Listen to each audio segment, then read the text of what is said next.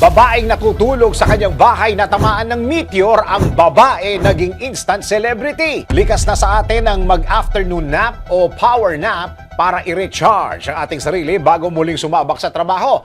Pero ang afternoon nap ng babae sa kwentong ito ay tila isang panaginip matapos siyang maging biktima ng isang hindi kapanipaniwalang insidente.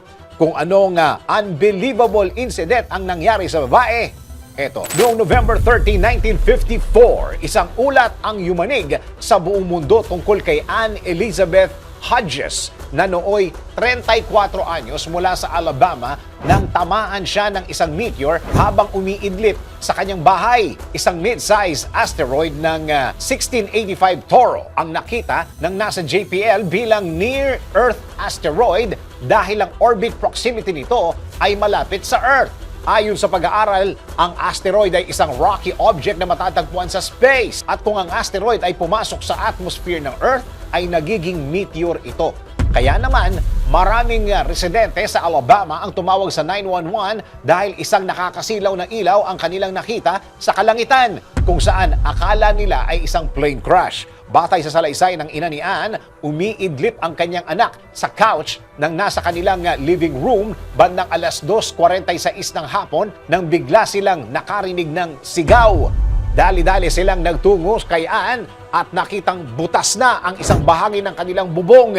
Sugatan na ang bewang ni Anne at isang malaking batong may bigat na 8.5 pounds ang nasa loob ng kanilang bahay. Hindi lang otoridad ang nagpunta sa bahay nila Anne, kundi pati na rin ang kanilang mga kapitbahay para makichismis. Dahil doon, naging instant celebrity si Anne sa loob lamang ng 15 minuto dahil siya lang naman ang kauna-unahang taong natamaan ng meteorite. Agad ding isinugod si Anne sa ospital, hindi dahil siya ay sugatan, kundi dahil siya ay nabigla at naguluhan sa sitwasyon. Sa kabila ng kakaibang insidente, labis pa rin nagpasalamat ang pamilya ni Anne dahil hindi siya nagtamo ng malubhang sugat sa iba pang parte ng kanyang katawan. Sa kasalukuyan, nasa Alabama Museum of Natural History sa Tuscaloosa, Alabama ang meteorite na tumama kay Anne at tinawag na Hodges Meteorite. Ikaw, ituturing mo ba na isang karangalan ang maging isa sa taong natamaan ng meteorite o ituturing mo itong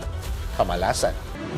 DWIZ Research Report. Report.